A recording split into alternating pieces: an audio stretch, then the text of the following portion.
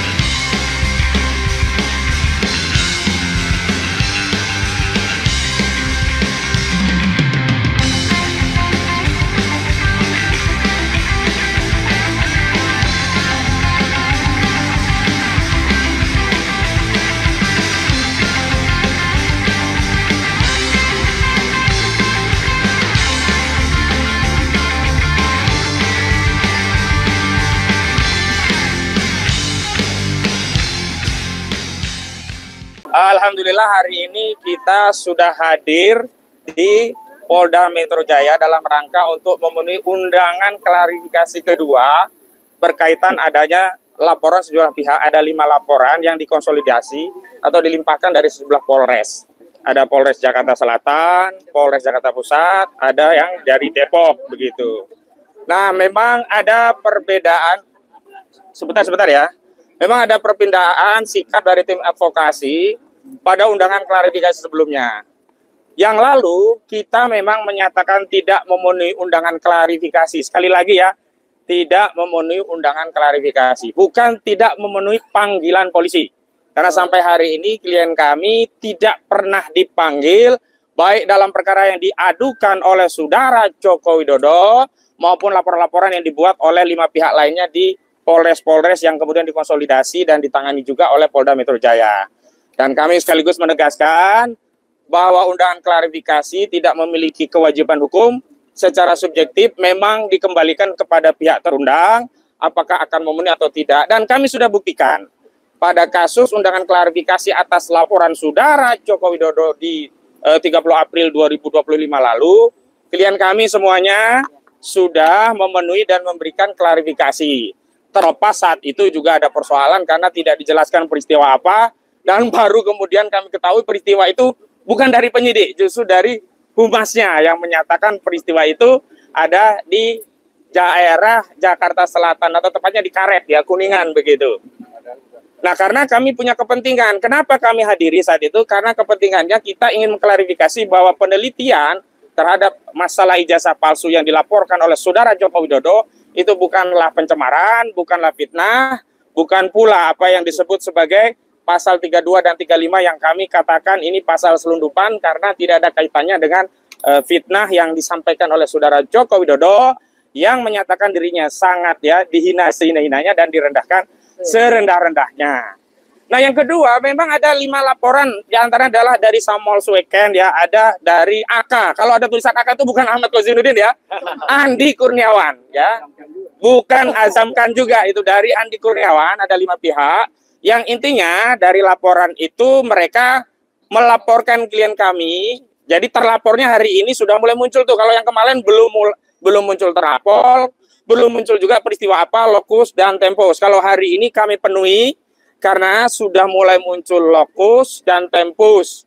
Jadi peristiwa pidananya sekira di bulan April dan Mei ya di Depok, Bekasi, Jakarta Selatan dan Jakarta Pusat oleh 5 pelapor. Pasal-pasalnya memang berbeda dengan yang diadukan oleh saudara Joko Widodo. Kali ini penyelidikan dilakukan oleh Polda Metro Jaya berkaitan dengan pertama, dugaan adanya tindak pidana menyebarkan kebencian dan permusuhan kepada individu atau kelompok masyarakat berdasarkan sara, suku, agama, ras, dan antar golongan. kedua, ini pasalnya 28 ayat 2 Undang-Undang ITE, junto ancaman pidananya 6 tahun di 45, ya.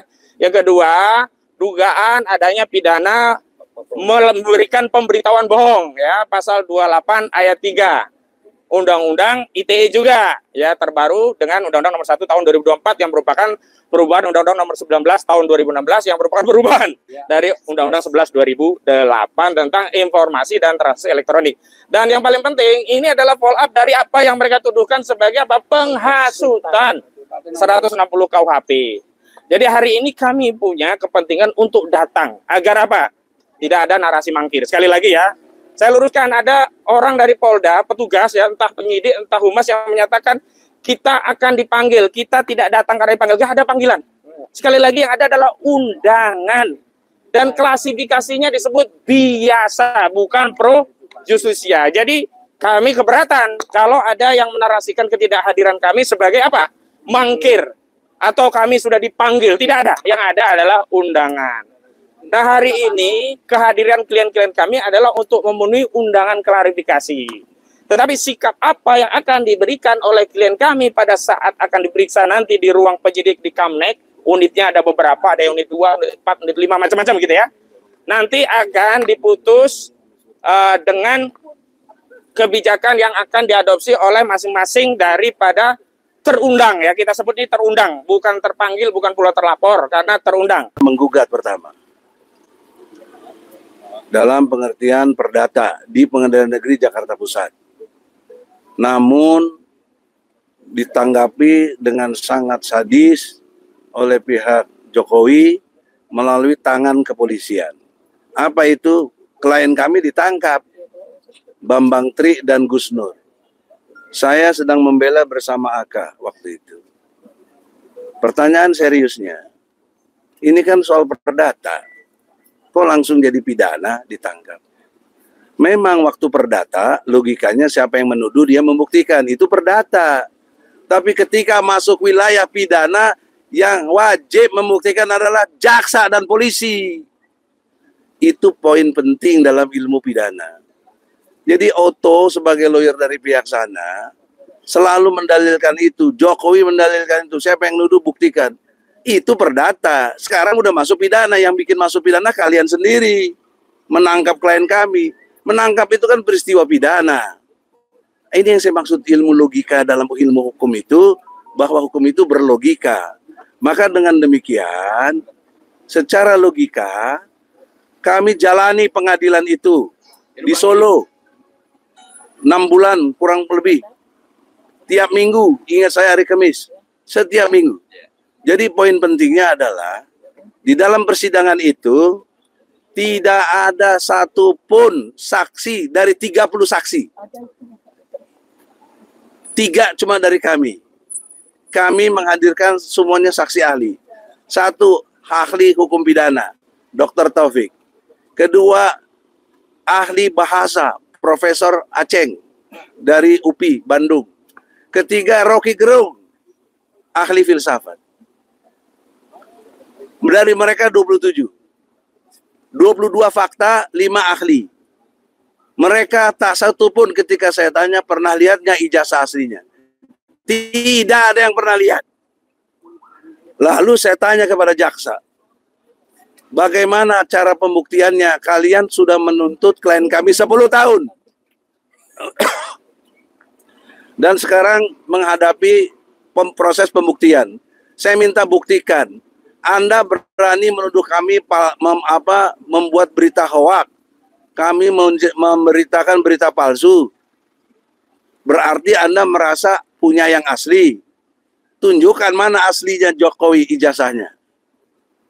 Nggak bisa jaksa nunjukkan. Bahkan saya panggil depan hakim. Tolong jaksa, dengar sini. Pak Hakim dengar ini. Dalam perspektif hukum, itu sah sekali di depan hakim itu. Mana yang asli? Nggak ada. Jadi bagaimana? Dalam perspektif itu,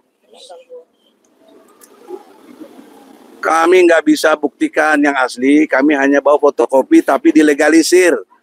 Itu yang kami terima dari polisi. Itulah keterangan terakhir dari jaksa. Dan saya ingatkan hakim, Ini alat bukti kuat bahwa mereka sebenarnya tidak boleh masuk P21. Harusnya P19 dibalikin lagi, tidak cukup bukti. Bagaimana hakim memutuskan? Oke, nanti kami pertimbangkan. Ternyata diputus juga 6 tahun penjara. Kami banding, dimenangkan kami. Dihilangkan pasal 14, 15 Undang-Undang Nomor 1 tahun 46 dihilangkan. Jadi tidak ada lagi tuduhan tentang berita palsu itu, berita hoak. Berarti kami kliennya adalah benar ketika menyatakan Bambang Tri terutama bahwa ijazah Jokowi palsu atau dipalsukan atau memalsukan. Itu dua kata yang berbeda, tetapi ending hukumnya juga bisa sama. Namanya pidana, mau memalsukan atau dipalsukan. Poin pentingnya adalah mereka tidak bisa membuktikan yang asli. Ini tahun 2023. Sudah 2 tahun lalu. Kok sekarang Jokowi bilang, saya akan mau menunjukkan ijazah itu kalau di pengadilan atau pengadilan memanggil. Nah, kita udah berkali-kali panggil ke pengadilan. Udah 3 kali.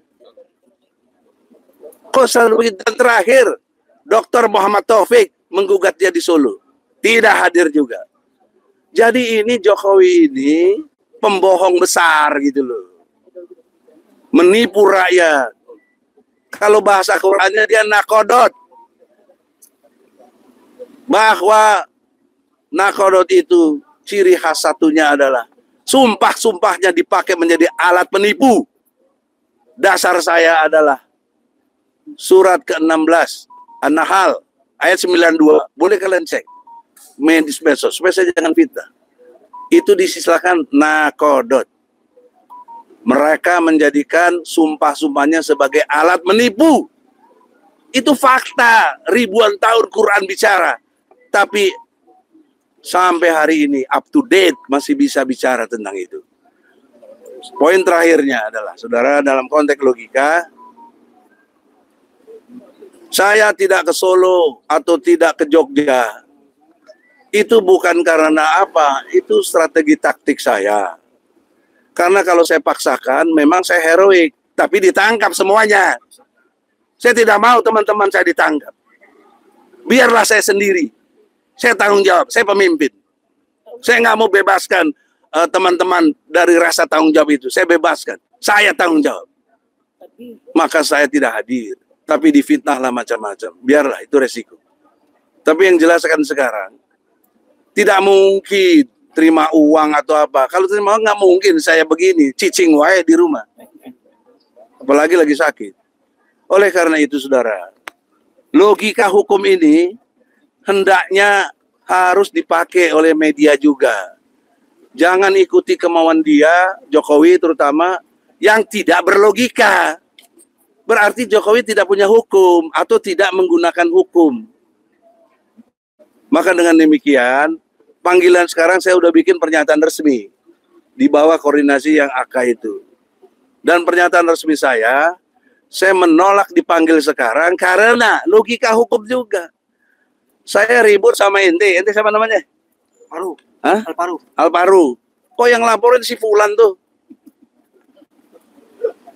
Mestinya ente yang laporin saya. Kok dia? Apa urusannya lo? Yang 5 orang itu. Sekarang saya punya niat, kalau bisa teman-teman sepakat, kita lapor balik. Yang 5 orang itu. Dia yang mengacaukan hukum. Juga buzzer-buzzernya Jokowi itu. Si Firman itu, mana tuh profesor. Saya dibilang di framing 2 kali mangkir. 2 kali mangkir apa? Kan ini tim. Saya ngutus orang, ya selesai dong harusnya. Apalagi alasan saya kuat.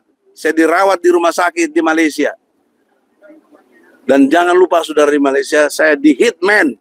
Dikirimi hitman, pembunuh bayaran. Kejar-kejar saya. Dan saya kenapa begitu sampai ke Malaysia? Bukan takut. Menghindari kesemuanya. Kalau kayak ditangkap, rentetannya semua pasti ditangkap. Nggak mungkin enggak gitu loh.